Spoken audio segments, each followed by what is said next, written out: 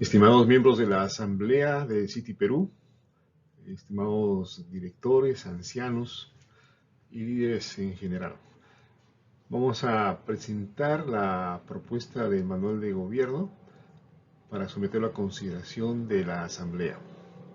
Debemos mencionar que este manual ha sido inspirado en las ideas bosquejadas por el pastor Luis Bernardo Castaño respecto a una forma de gobierno presbiteriana, y también recogiendo los llamados acuerdos de Cieneguilla.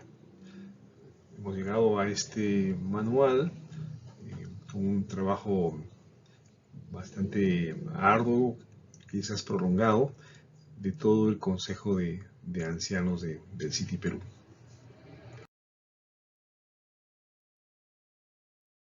En primer lugar, expliquemos un conjunto de conceptos importantes para comprender y evaluar correctamente este manual.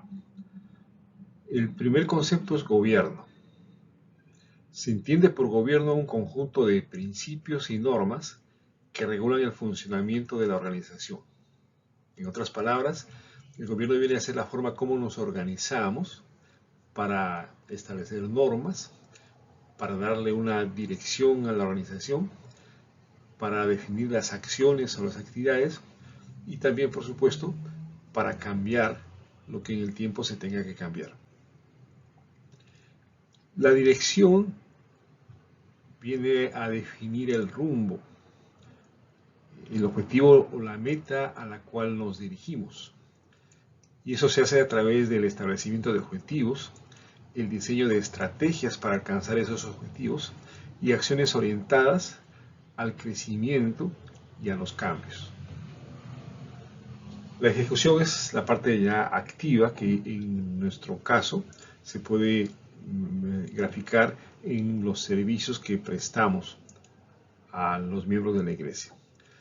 Para una correcta ejecución tenemos que organizar y usar los recursos que poseemos a través de programas y de acciones que están diseñadas siguiendo la dirección establecida. La gobernanza es un elemento muy importante para una organización como la nuestra, que está compuesta de varias unidades que tienen una distancia geográfica, unidades que tienen varios grados de autonomía para dirigirse, pero que sin embargo necesitan caminar juntas en un mismo sentido, bajo un mismo gobierno, bajo una misma dirección y bajo una misma forma de servicios. Mientras el gobierno establece las normas que hay que seguir, la gobernabilidad está definida por la disposición de sus miembros de acatar y obedecer esas normas, mientras que la gobernanza está dada por un conjunto de responsabilidades delegadas a todas esas unidades de acción para que podamos asegurarnos que caminamos hacia los mismos objetivos de la iglesia como un todo. Finalmente tenemos los procesos, la parte ya operativa de nuestra vida de iglesia, que viene a ser un conjunto de actividades que las realizamos dentro de un proceso que implica utilizar los recursos que poseemos, por ejemplo, los recursos teoterápicos, los recursos humanos, con el objetivo de alcanzar un resultado.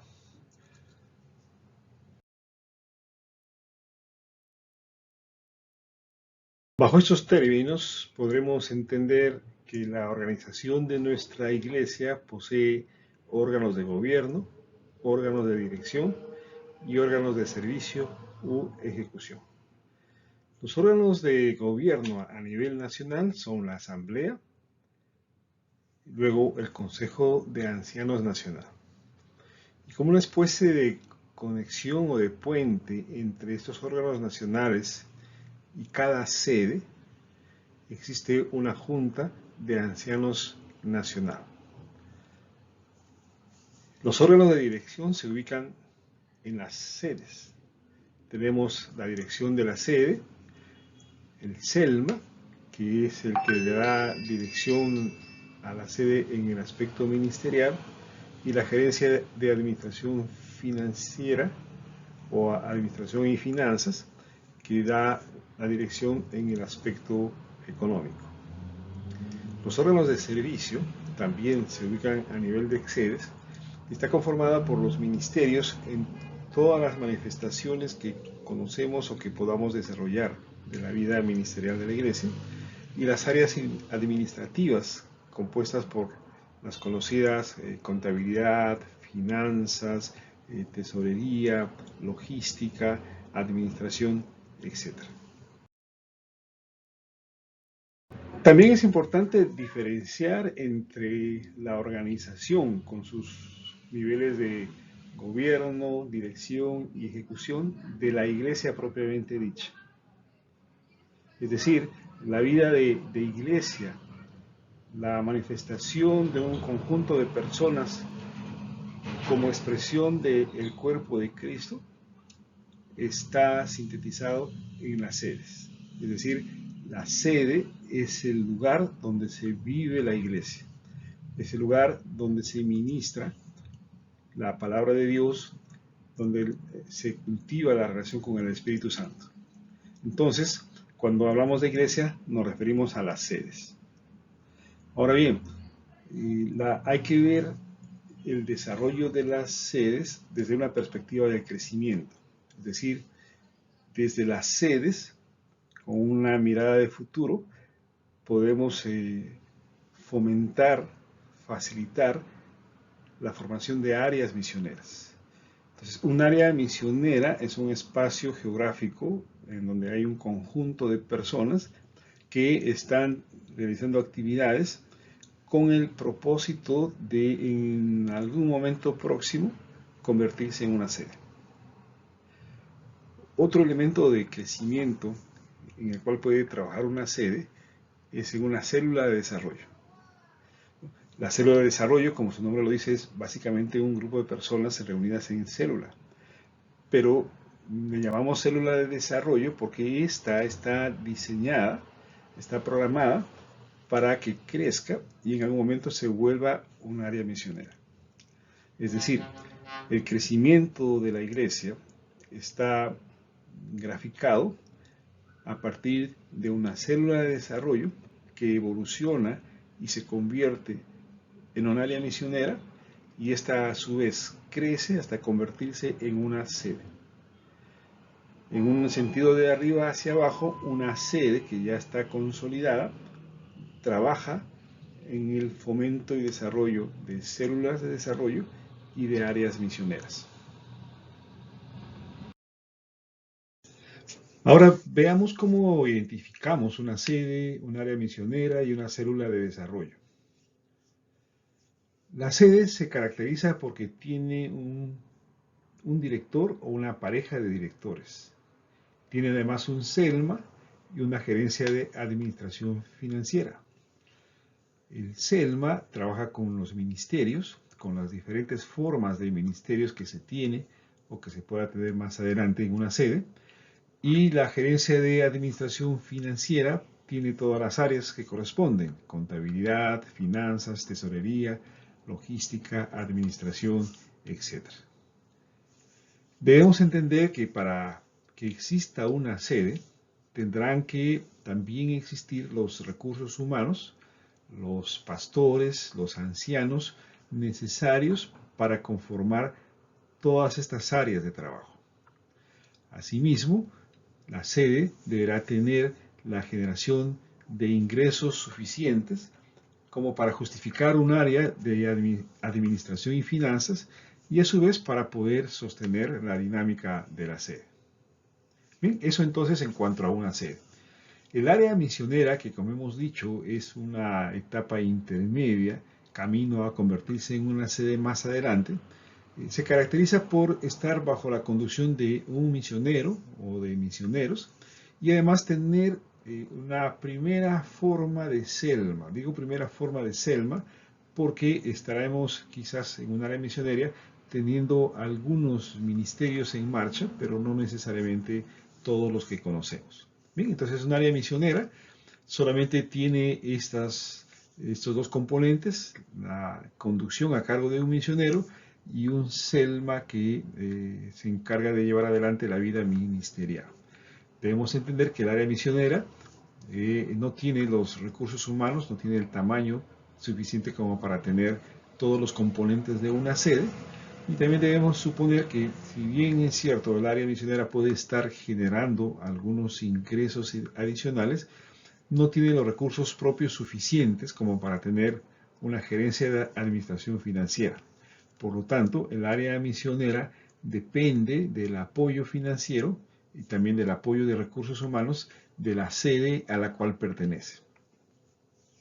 Finalmente, una célula de desarrollo es, como les decía, una etapa más temprana de crecimiento que supone que avanzará o crecerá hasta convertirse en una área misionera y más adelante una sede.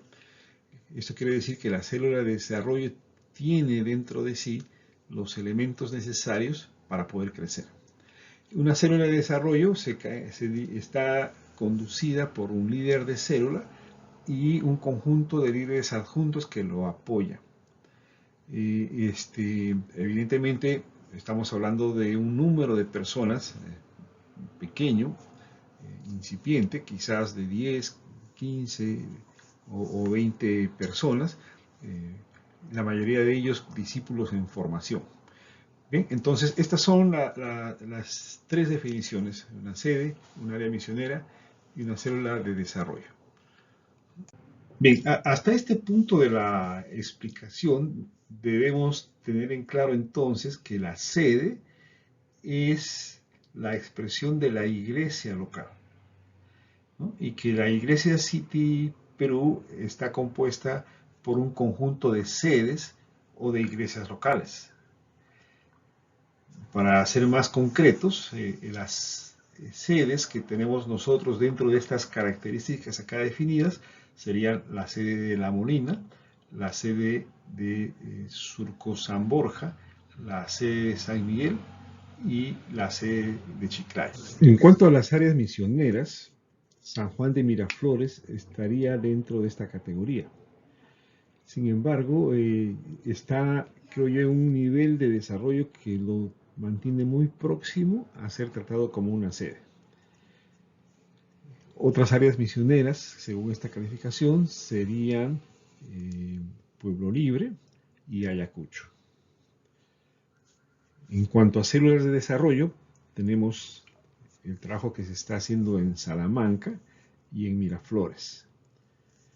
Bien, entonces, ubicándonos ya en el terreno de los hechos según esta clasificación, pasemos a ver cómo la iglesia se enlaza con los diferentes órganos de gobierno y de dirección para tener la figura completa.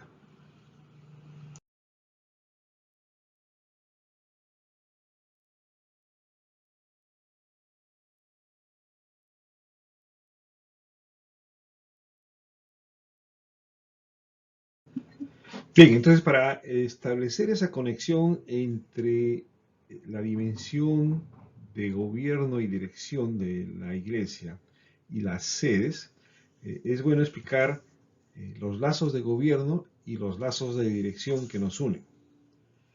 Empecemos diciendo que la asamblea, como la autoridad máxima de City Perú, se puede definir como un conjunto de cristianos que se unen con el propósito de hacer una iglesia.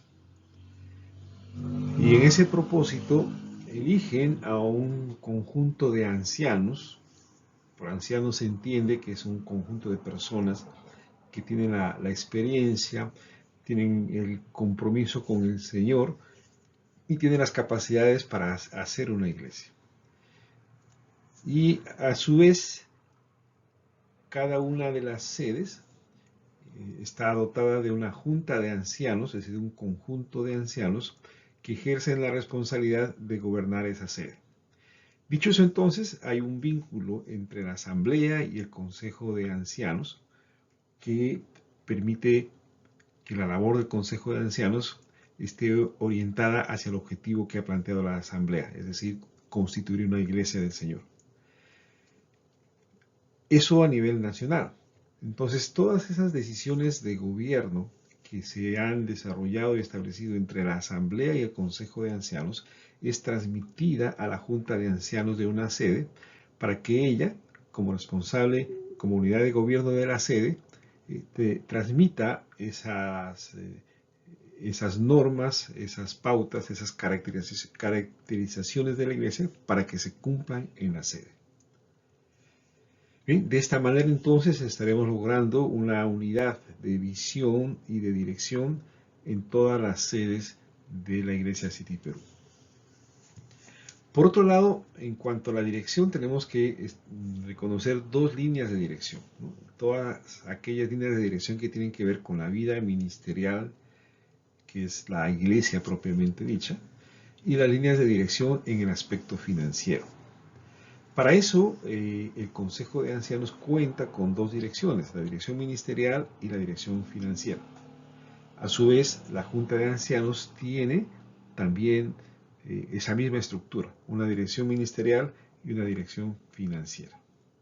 Entonces, así como las definiciones de gobierno, las normas, la visión se transmite de la Asamblea al Consejo de Ancianos y del Consejo de Ancianos a la Junta de Ancianos, así también las líneas de dirección, o sea, hacia dónde tiene que marchar el ministerio, se establecen por el vínculo que hay entre la dirección ministerial del Consejo de Ancianos, es decir, la dirección ministerial a nivel nacional, con las direcciones ministeriales de cada sede. Igualmente, la buena marcha de las finanzas o la salud financiera y la forma como el área financiera da el soporte al crecimiento ministerial está establecido desde la dirección financiera del Consejo de Ancianos hacia la dirección financiera de la Junta de Ancianos. Bien, entonces podríamos decir que el Consejo de Ancianos tiene como rol clave hacer realidad la Iglesia como una concepción global, nacional, y la Junta de Ancianos tiene la responsabilidad de materializar esa visión general dentro de una sede o de una iglesia local. Ahora pasamos a explicar cómo se conforman los cuadros de recursos humanos con la calificación necesaria para asumir todas las responsabilidades que se derivan de esta forma de organizar y de conducir la iglesia.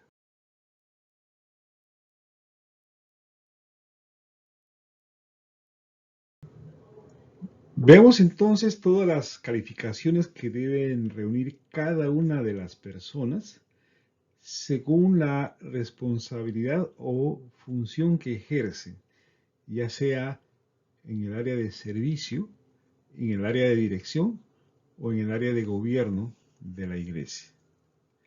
Es muy importante que veamos las cosas desde dentro de una perspectiva de crecimiento, es decir, cuando hablamos de la organización, no estamos hablando de un conjunto de casilleros en los que forzosamente tenemos que poner a una persona, arriesgándonos a que esa persona no tenga la calificación necesaria para esa responsabilidad.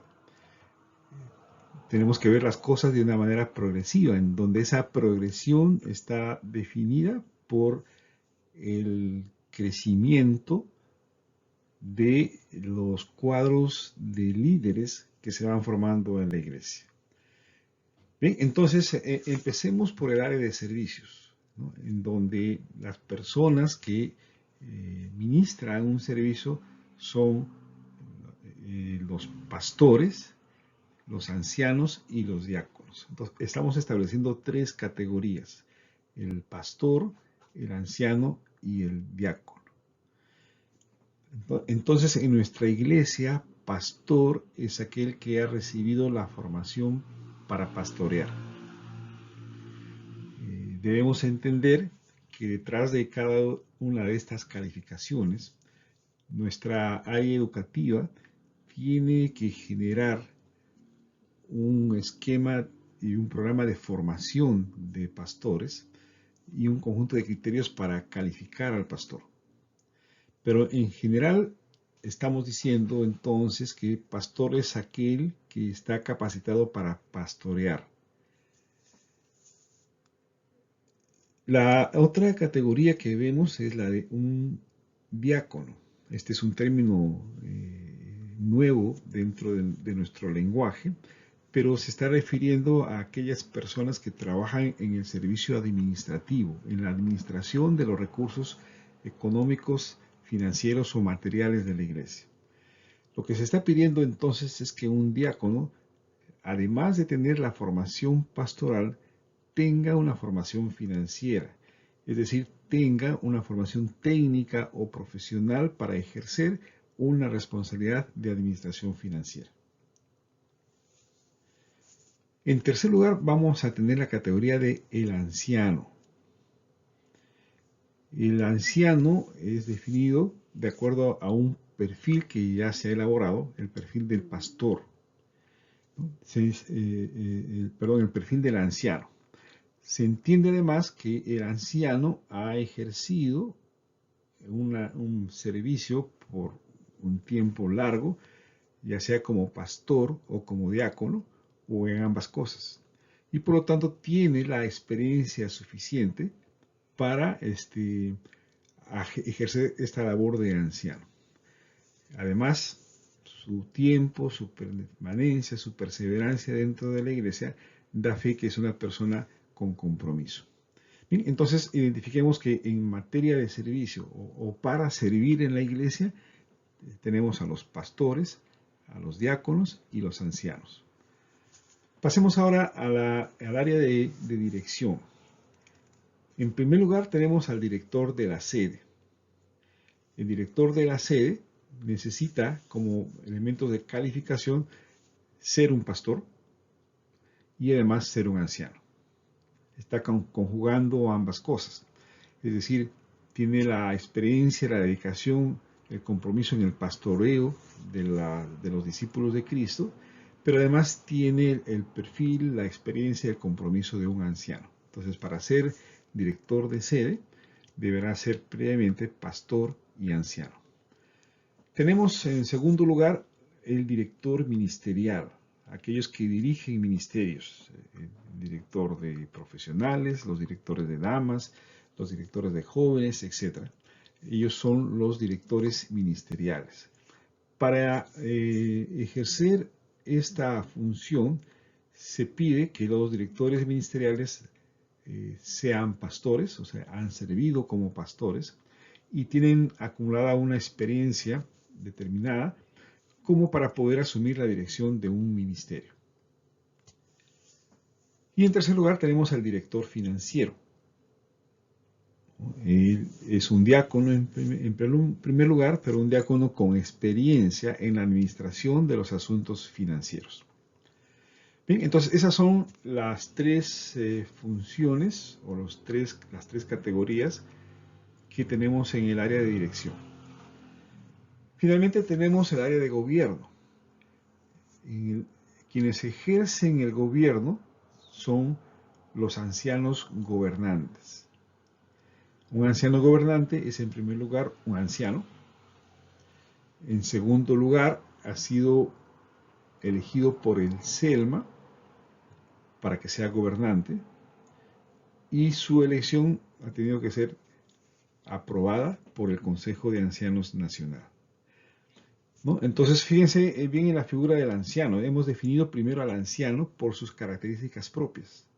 Entonces, el anciano se define por sí mismo, no por ser miembro de un consejo de ancianos. O sea, primero es anciano y luego puede ser elegido como anciano gobernante, es decir, como miembro de una de las unidades de gobierno, ya sea la Junta de Ancianos o el Consejo de Ancianos.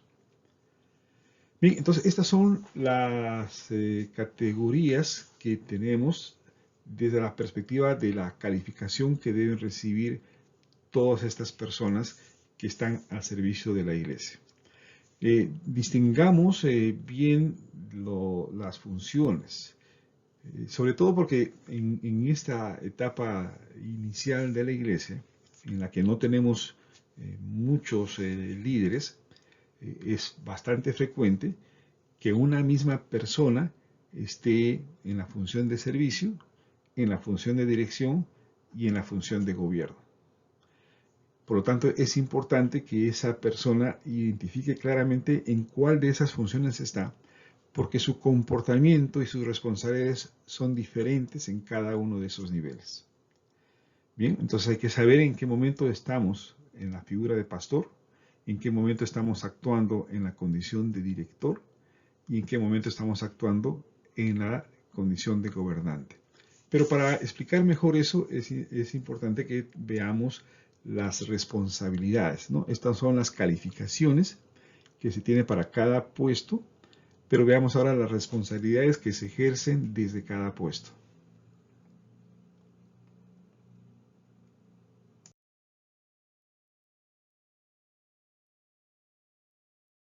Veamos entonces las responsabilidades que ejerce cada persona en su respectivo cargo o función.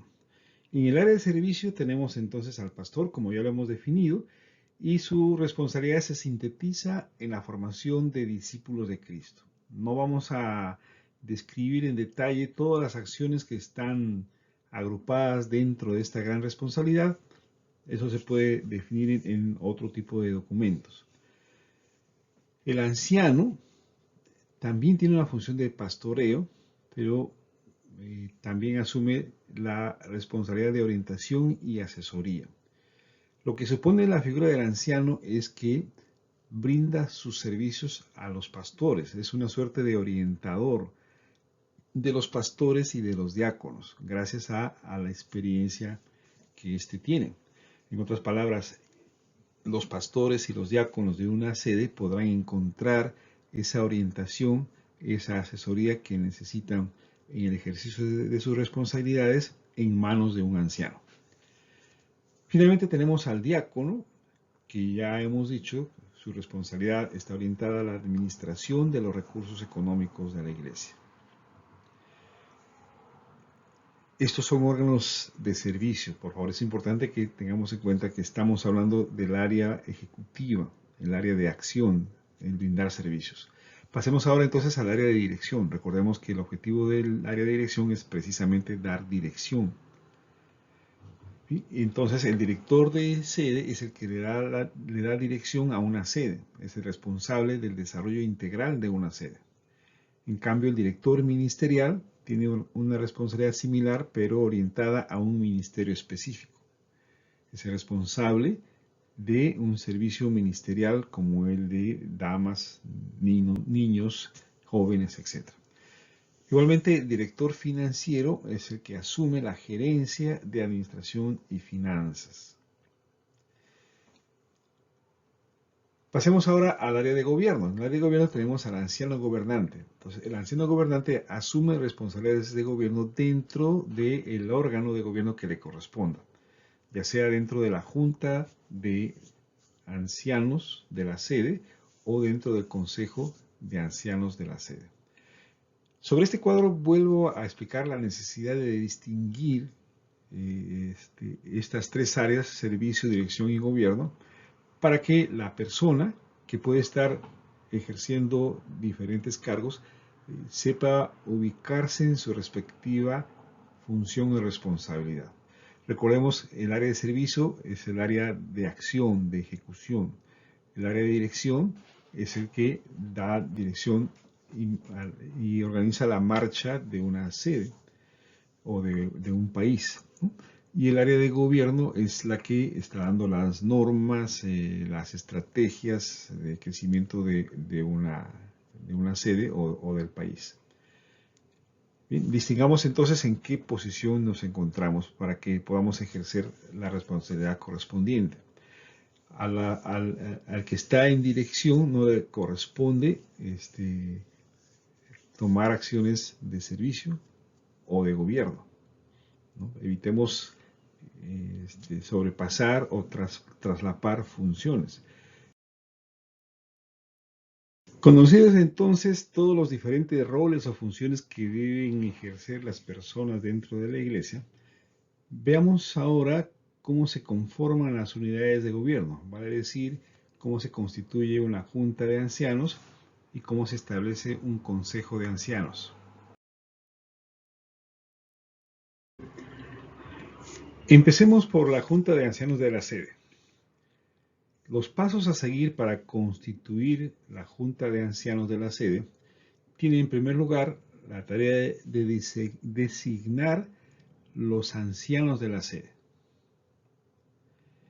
Es decir, primero tenemos que definir qué personas se ajustan al perfil de un anciano y pueden ser reconocidos y nombrados como tales, independientemente de si son o no, si llegan a ser o no miembros de la Junta de Ancianos.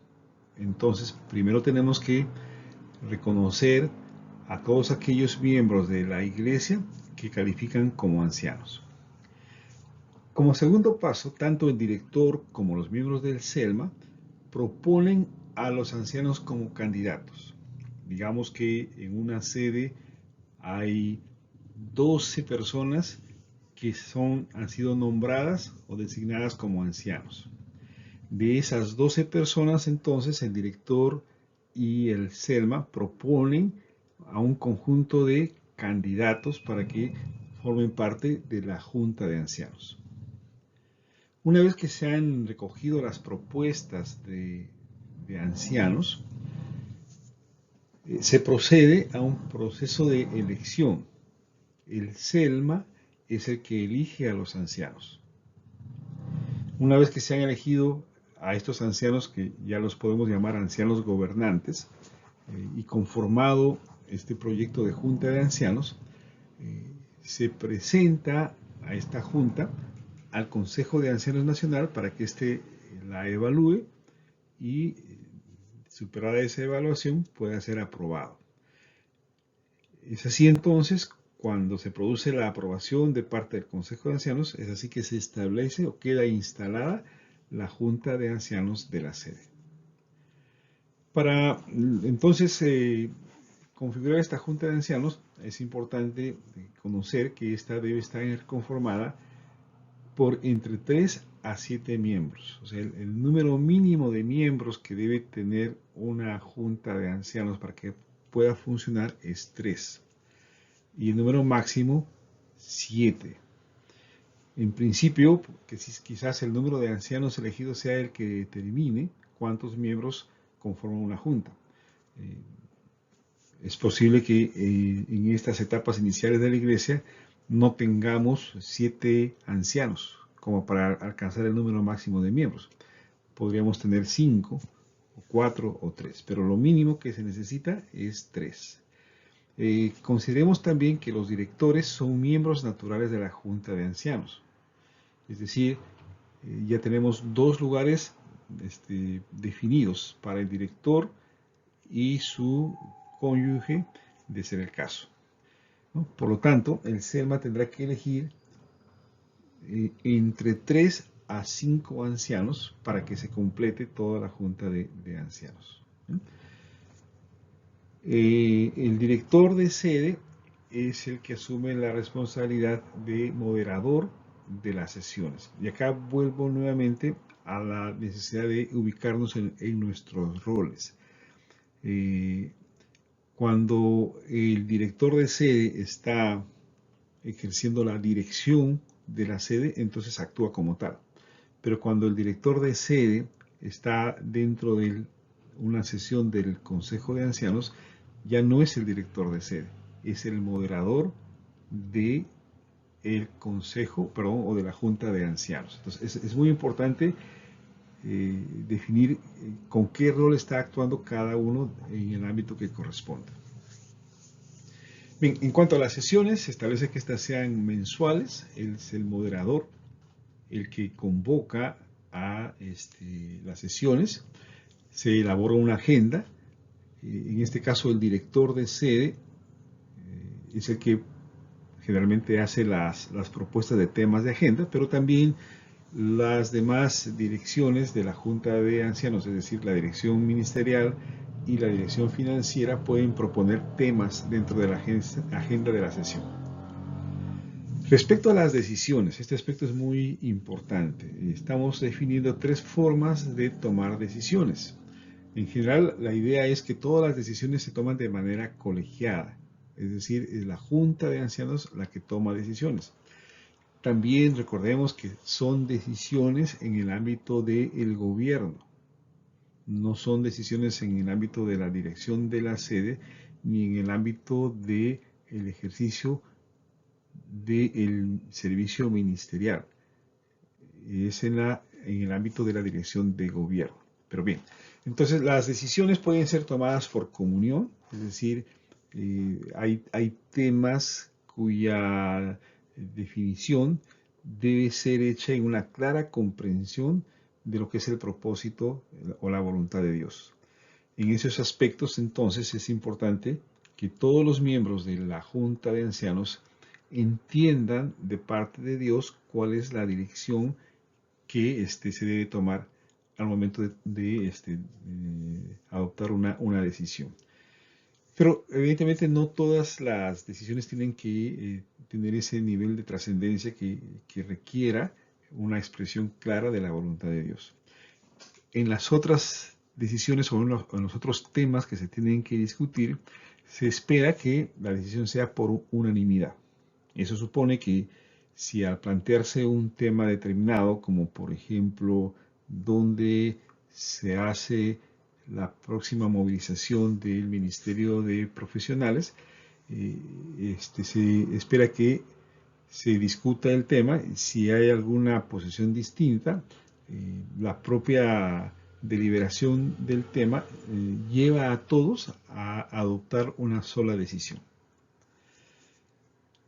La tercera es por votación, ¿no? Es cuando hay temas en los cuales hay posiciones divergentes y cada grupo o cada persona se mantiene en su posición, o sea, no hay forma de llegar a una unanimidad, entonces se procede a una votación por mayoría simple, ¿no? Es la mitad más uno es la que define la decisión. En el caso de que las decisiones sean por votación, acá es muy importante, el moderador no vota. Los que votan son los otros ancianos, miembros de la Junta de Ancianos. Pero el moderador tiene el voto dirimente, es decir, si hay un empate en la votación de los ancianos, el que desempata es el moderador. Bien, también consideremos que dentro de la Junta de Ancianos hay dos órganos de dirección, ¿no? La dirección ministerial y la dirección financiera. Los miembros de la Junta de Ancianos se van a entonces agrupar en estas dos direcciones. Algunos, quizás la mayoría de ellos, ejerzan la dirección ministerial y el resto ejercerían la dirección financiera. Por eso es muy importante que dentro de la Junta de Ancianos estén tanto pastores como diáconos, por lo menos un diácono que pueda ejercer la dirección financiera.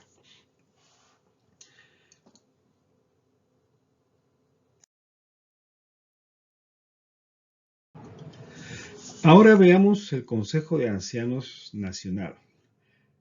Este consejo tiene la misma estructura de una junta de ancianos, es decir, está conformado por máximo 7 miembros.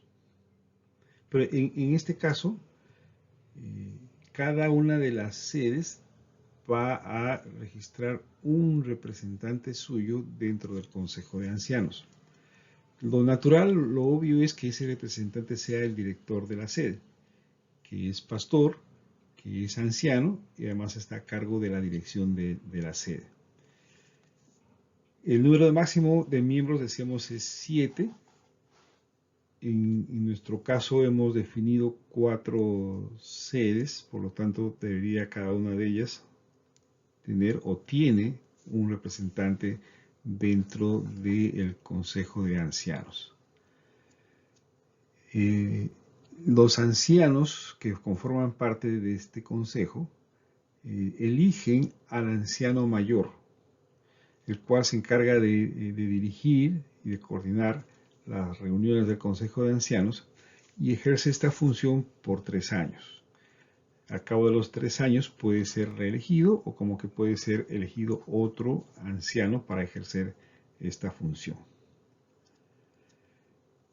Cada sede puede incorporar un segundo anciano, como anciano alterno.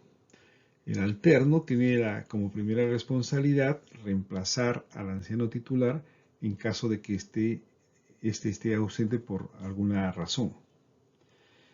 Pero al margen de ello, aún estando presente el anciano titular, el anciano alterno también participa o puede participar de las sesiones. Y participa con voz, pero no con voto. Solo los ancianos titulares son los que ejercen el voto. Además, se necesita de la participación de estos ancianos alternos para poder conformar comisiones, equipos de trabajo que se van a generar dentro de la dirección ministerial o la dirección financiera. Por lo tanto, entonces, en general, cada sede tendrá dos representantes, un anciano titular con voz y voto y un anciano alterno con voto. Las sesiones se establecen con una periodicidad mensual. El anciano mayor es el encargado de convocar y dirigir esta sesión. La agenda es elaborada previamente por propuesta de sus miembros de manera individual o desde la dirección ministerial o la dirección financiera. La toma de decisiones es similar a la Junta de Ancianos, es decir, habrá decisiones que se tienen que tomar por comunión, la guía del Espíritu Santo en aspectos fundamentales de la Iglesia, por unanimidad o por votación. En el caso de votación, el anciano mayor tiene también el voto dirimente. Pero en este caso el anciano mayor tiene derecho de voto, pero además voto dirimente. Es decir, el anciano mayor tiene un voto que vale doble. Ya sabemos que el voto dirimente se usa en caso de un empate en la votación. Los miembros del Consejo de Ancianos formarán una dirección ministerial y una dirección financiera, tal como se explicó en la Junta de Ancianos. Bien, entonces hasta aquí los órganos de gobierno. Bien, pasamos ahora a uno de los aspectos claves de la organización de la Iglesia, la gobernanza. Bien, si bien es cierto, podemos tener normas, podemos tener visión, misión, planes estratégicos elaborados desde el Consejo Nacional, pero la existencia de estos instrumentos por sí solos no garantizan que todas las sedes de la Iglesia, desde el norte de Chiclayo hasta el sur de Ayacucho, caminen en la misma dirección. La gobernanza entonces es la que permite que podamos alcanzar aquellos objetivos comunes de la Iglesia. Expliquemos entonces cómo se logra este propósito. La gobernanza posee instrumentos de gobierno, de planificación e instrumentos operativos para que ella pueda hacerse efectiva. Entre los instrumentos de gobierno tenemos la declaración de fe y las bases doctrinales. También tenemos el manual de gobierno, que es el que estamos discutiendo el día de hoy. Tenemos el reglamento administrativo financiero, el código de ética y buena conducta y el plan de desarrollo a 5 años. Entre los instrumentos de planificación está el plan estratégico anual, que es el que establece las metas y las acciones que nos conducen a esas metas, todas ellas alineadas con los objetivos estratégicos y que van a ser implementadas dentro del ejercicio de un año. Todo eso, evidentemente, corresponde al área ministerial. Paralelamente al plan estratégico tiene que haber los estados financieros anuales. que son los que nos permiten ver de qué manera hemos administrado los recursos económicos y nos permiten garantizar el financiamiento adecuado del plan estratégico anual. Entre los instrumentos operativos está el plan operativo anual de la sede, el presupuesto anual de la sede, el plan de inversiones de la sede y los estados financieros de la sede. ¿Sí? Entonces, como pueden ver, el Consejo de Ancianos, Comunidad de Gobierno, establece un plan de desarrollo a 5 años. Se pone la mira y las metas en un horizonte de 5 años. ¿No? Luego, ese horizonte de 5 años se convierte en planes estratégicos anuales. Evidentemente, en ese periodo se tendrán 5 planes estratégicos. Entonces, mientras que el Consejo de Ancianos establece las estrategias a través del plan estratégico anual, la Junta de Ancianos traduce ese plan estratégico en un plan operativo, es decir, define las acciones que se van a realizar para cumplir con el plan estratégico anual. Evidentemente, los estados financieros a nivel nacional están conformados por la integración o la suma de los estados financieros de cada una de las sedes. Bien, para explicar entonces la gobernanza que debe existir entre la Asamblea, el Consejo de Ancianos y la Junta de Ancianos, los 3 órganos de gobierno, no perdamos de vista los instrumentos de gobernanza, ¿no? Los instrumentos de gobierno, de planificación y de ejecución. Bien, en la parte superior del gráfico hemos puesto una línea de tiempo que se inicia con la asamblea ordinaria, que es establecida por estatutos, y termina con la asamblea ordinaria del cierre del periodo, que será a su vez la asamblea ordinaria que inicia el siguiente periodo, ¿no? Entonces, la asamblea ordinaria es un evento clave para demarcar el tiempo y las diversas acciones que se tienen entre el Consejo de Ancianos y la Asamblea General. Bien, entonces, entre la Asamblea General y el Consejo de Ancianos existe la siguiente relación de gobernanza. En primer lugar, el Consejo de Ancianos somete al inicio del ejercicio en la Asamblea Ordinaria, somete a aprobación de la Asamblea los instrumentos de gobierno. Asimismo, en esa Asamblea somete a aprobación los instrumentos de planificación de inicio de año y luego, al finalizar el periodo, somete a aprobación de la Asamblea los resultados que se han obtenido de esa planificación.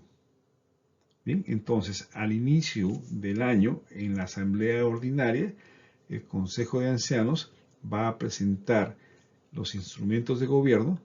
Algunos de ellos los harán por única vez, ¿no? Porque cada año no van a estar presentando la declaración de fe o las bases doctrinales. Estas se establecen por una vez y posiblemente en algún momento, no muy frecuente, se puede proponer algún cambio, ¿no? Igualmente, el plan estratégico a 5 años se presentará una vez y no se modificará ni se volverá a presentar hasta que se cumpla el periodo de 5 años. Pero el plan estratégico, por ejemplo, y los presupuestos sí tienen que ser presentados cada año. Se proponen a la asamblea en la asamblea ordinaria, pero se vuelve a la asamblea en la asamblea ordinaria del fin de año con los resultados, tanto en los aspectos ministeriales como en los aspectos financieros, y deben ser evaluados en función de las metas que comprometieron al inicio del año. Bien, entonces esa es la manera como la Asamblea General ejerce gobernanza sobre el Consejo de Ancianos Nacional. Pasemos ahora a la relación entre Consejo de Ancianos Nacional y la Junta de Ancianos de la sede.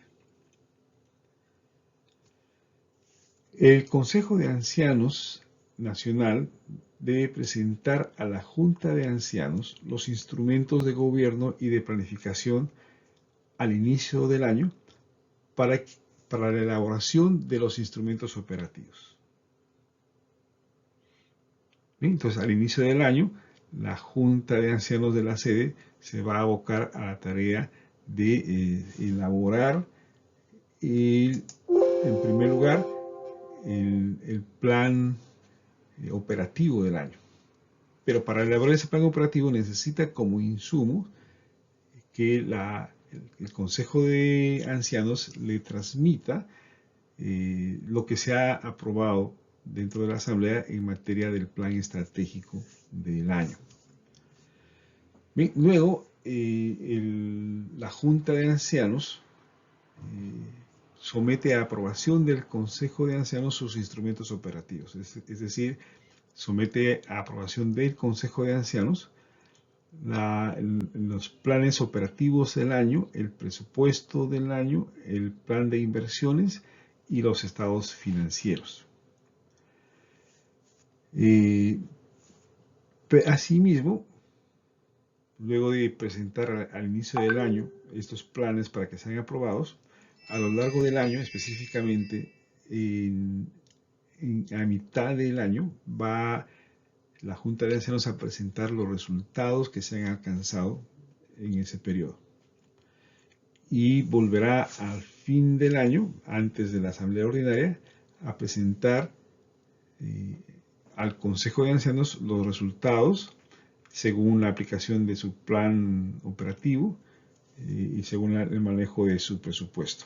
¿Bien? Entonces, resumo, la Junta de Ancianos presenta al Consejo de Ancianos al inicio del año sus instrumentos operativos para que sean aprobados por la Junta de Ancianos. Y luego de aprobados estos instrumentos operativos, la Junta de Ancianos se va a someter a una evaluación del Consejo de Ancianos a mitad del año y a final del año.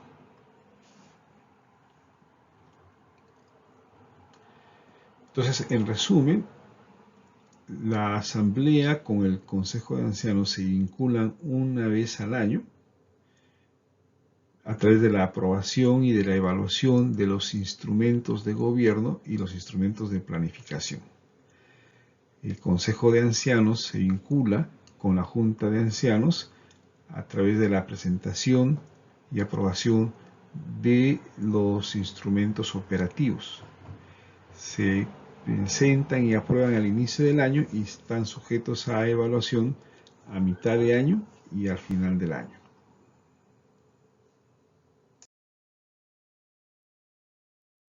Bien, la gobernanza entre la Junta de Ancianos, la dirección de sede, incluyendo el CELMA y la gerencia de administración y finanzas, es clave para la buena marcha de la Iglesia. Es acá donde se definen si las cosas marchan o no marchan adecuadamente. Recordemos que estamos llegando a este punto trayendo consigo el plan de desarrollo estratégico de la Iglesia, que es la que establece los objetivos y la visión que se debe alcanzar al cabo de 5 años. En base a ese plan de desarrollo estratégico, cada año se elabora y aprueba entre el Consejo de Ancianos y la Asamblea nuevamente el plan estratégico del año, ¿no? En el que se establece los objetivos estratégicos que se van a cumplir en ese año. Y finalmente tenemos como tercer instrumento el plan operativo, que son las acciones que realiza cada sede para alcanzar los objetivos estratégicos del plan estratégico del Consejo de Ancianos.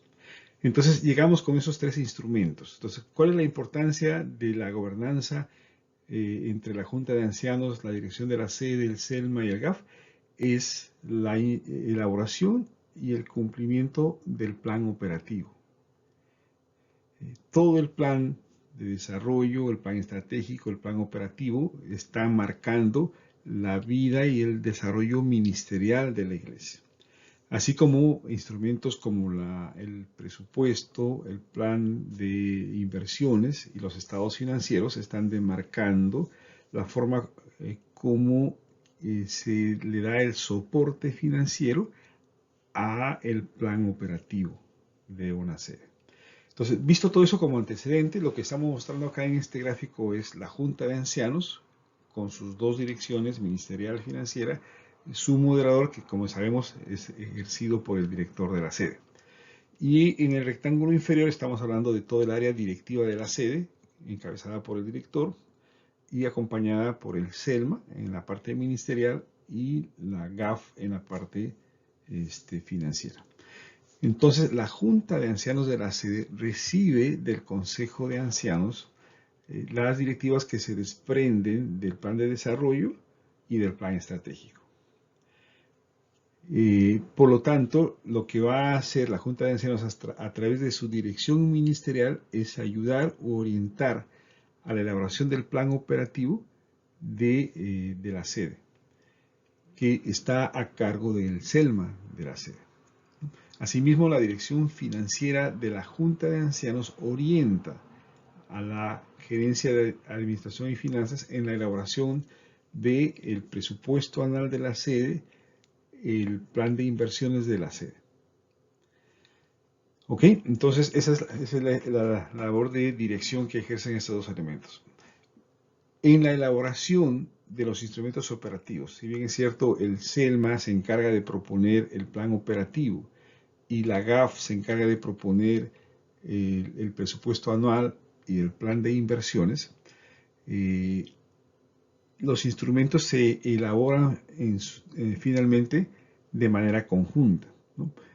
Porque, como ustedes comprenderán, lo que marca el desarrollo de una sede es el plan operativo, pero ese plan operativo tiene que tener el soporte financiero necesario, ¿no? Por lo tanto, no pueden caminar por cuerdas separadas. En su elaboración, cada uno ejerce su responsabilidad, el CELMA y la Gerencia de Administración Financiera, pero ambas tienen que unirse y conversar para que el producto final sea un esfuerzo conjunto. Obviamente el director de la sede ejerce ahí una labor importante, ¿no? de juntar estas dos áreas para elaborar de manera conjunta los instrumentos operativos. El director de la sede presenta estos instrumentos operativos a la Junta de Ancianos de la sede. La dirección ministerial de la sede evaluará el plan operativo de la sede y la dirección financiera evaluará el presupuesto y el plan de inversiones de la sede.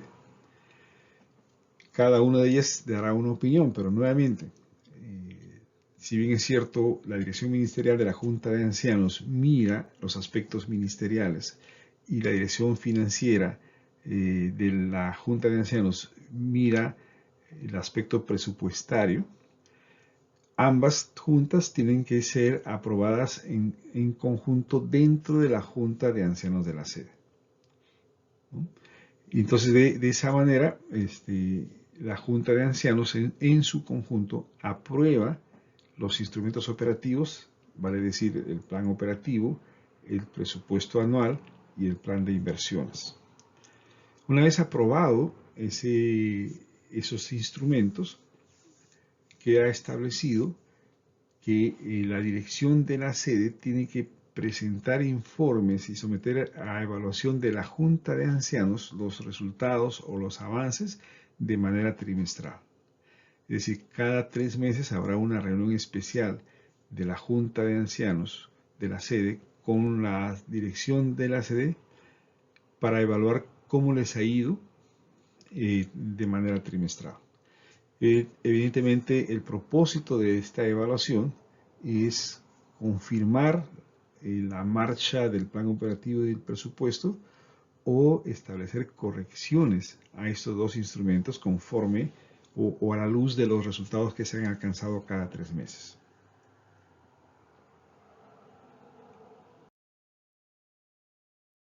Bien, pasemos ahora, como parte final, a evaluar los procesos, ¿no? Los procesos son un conjunto de acciones que son las que finalmente determinan cómo se alcanzan los resultados. Es el aspecto más concreto de la vida de la iglesia. ¿Cómo se elaboran y aprueban los instrumentos de gobierno? Vale decir, el plan de desarrollo a 5 años, la declaración de fe, las bases doctrinales, el manual de gobierno, el reglamento administrativo financiero y el código de ética y buena conducta.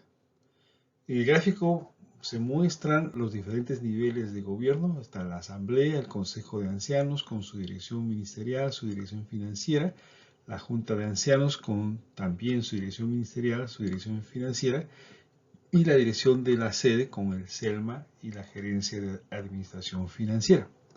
Viéndolo en conjunto nos damos cuenta entonces que cada nivel de gobierno y de dirección tiene una dimensión ministerial y una dimensión financiera. Bien, hecho la aclaración de este esquema, entonces el proceso empieza con la elaboración de estos instrumentos de gobierno por parte del Consejo de Ancianos. Recordemos que el responsable de hacer iglesia es el Consejo de Ancianos, por lo tanto tiene la iniciativa de elaboración de todos estos instrumentos. Elaborados los instrumentos, se somete a consulta previa en la Junta de Ancianos. Las juntas de ancianos de las sedes tienen un espacio para opinar sobre estas propuestas que está elaborando el Consejo de Ancianos. Atendidas entonces las consultas y elaborados los documentos finales, estos se elevan a la asamblea para su respectiva aprobación. Ese es el punto 3, la aprobación de estos instrumentos. Una vez aprobados por la asamblea, estos instrumentos se ponen en vigencia a partir del Consejo de Ancianos, una decisión del Consejo de Ancianos, y se transmite estas decisiones a la Junta de Ancianos para su implementación. Y esa implementación va de la mano con la dirección de la sede, que es la encargada de la ejecución de esos planes o de esas decisiones. Bien, este tipo de operaciones se dan cada 5 años. La elaboración y aprobación de todos estos instrumentos de gobierno tienen una vigencia de 5 años. La elaboración de los instrumentos de planificación, vale decir, el plan estratégico anual y los estados financieros anuales, siguen la misma ruta que los instrumentos de gobierno, solo que se hacen con una periodicidad anual y una evaluación semestral. Entonces, la elaboración, el punto de partida, está a cargo del Consejo de Ancianos. Una vez que el Consejo de Ancianos elabora estos documentos, los somete a consulta previa de los ancianos o de las juntas de ancianos. Una vez hechas las consultas y los ajustes correspondientes, se eleva el documento a la asamblea para su aprobación. Entonces, igualmente que los instrumentos de gobierno, el Consejo de Ancianos, que recibe la aprobación de la asamblea, pone en vigencia el plan estratégico y los estados financieros. La Junta de Ancianos recibe ese encargo para que, de la mano con la dirección de la sede, se implemente y se operativice estos instrumentos. A continuación presentamos los procesos de elaboración y aprobación de los instrumentos operativos. Estamos hablando del plan operativo anual, el plan o el presupuesto anual de la sede, el presupuesto de inversiones o el plan de inversiones y los estados financieros anuales de la sede. El punto de partida en la elaboración corresponde al CELMA y la gerencia de administración financiera. El CELMA es el responsable de la elaboración del plan operativo anual y la GAF es la responsable de la elaboración del presupuesto anual y del plan de inversiones. Hemos mencionado que ambas unidades interactúan para integrar ambos componentes, es decir, que el presupuesto anual y el plan de inversiones vaya de la mano o converse con el plan operativo anual. En otras palabras, tenemos que tener un plan operativo anual debidamente financiado.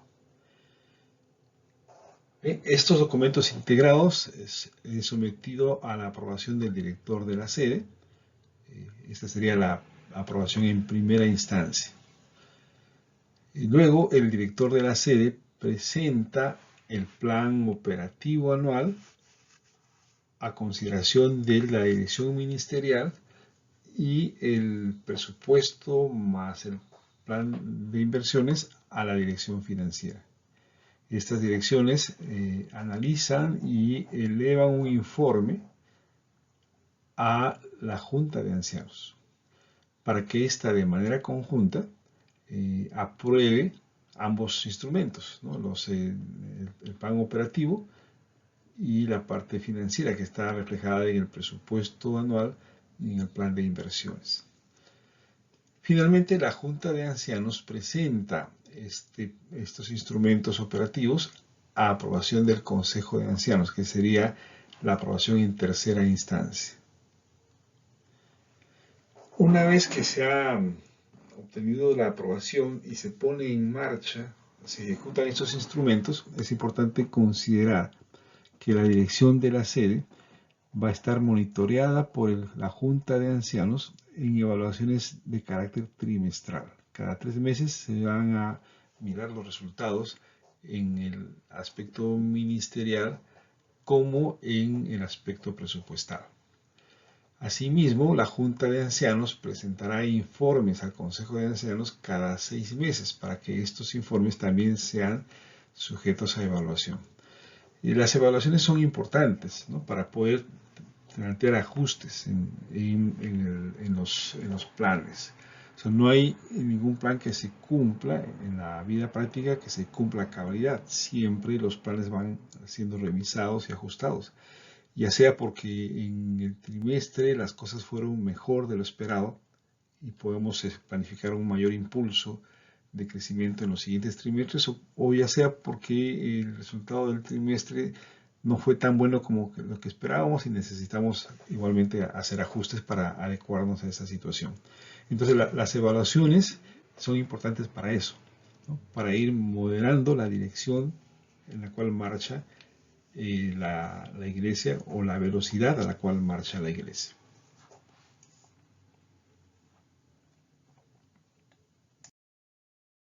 Este es el manual de gobierno que se somete a aprobación de la Asamblea.